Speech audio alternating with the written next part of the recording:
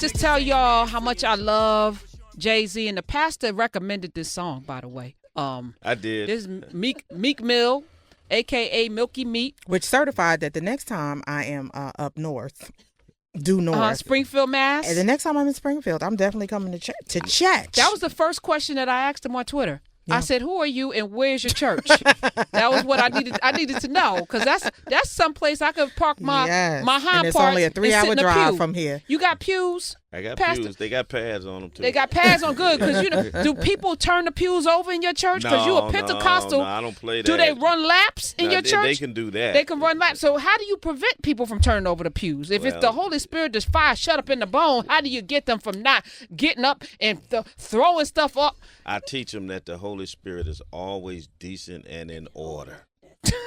I like that. I do too. I've never heard that before.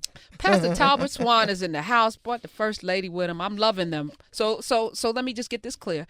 I'm gonna make a confession today. I've never had the outward expression of a Holy Spirit. Every day we have conversations. Mm-hmm. I hand the wheel over every day. Free, go ahead, take it.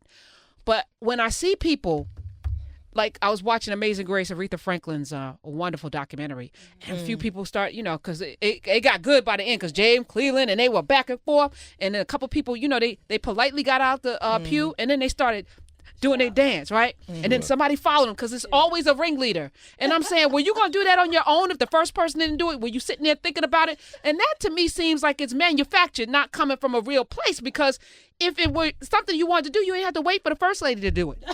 Well, sometimes when the presence of the Spirit comes in, it's kind of like if it all of a sudden got hot in this room, we all would start getting hot.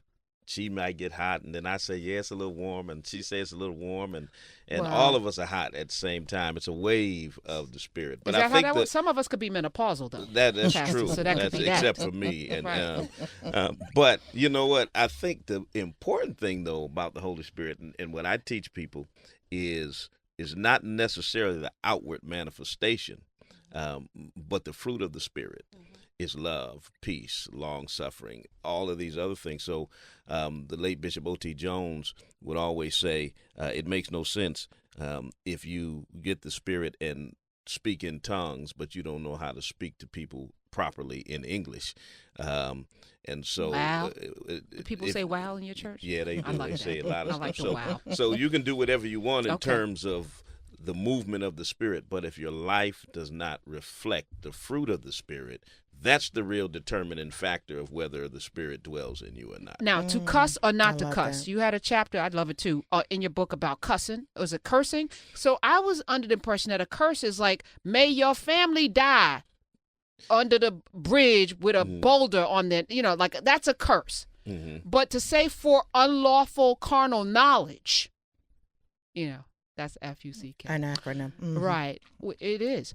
That's just a word. Because if I said it in Spanish, is it still a curse? If I said it in Greek, is it a curse? Do you know what, if I said, Malaka, people don't know Greek. Did I just curse at you? I did, but you don't know what it means. I'm saying. Well, I'm going to let you have that cursing. Okay.